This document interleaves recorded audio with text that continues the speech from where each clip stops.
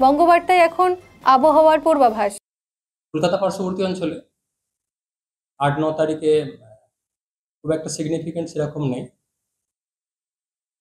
আগলেও খুবই হালকা ধরনের পার্শ্ববর্তী এলাকায় কোথাও হালকা ধরনের অ্যাক্টিভিটি থাকতে পারে। খুব একটা সিগনিফিকেন্ট কিছু নেই, সম্ভাবনা কমের দিকে।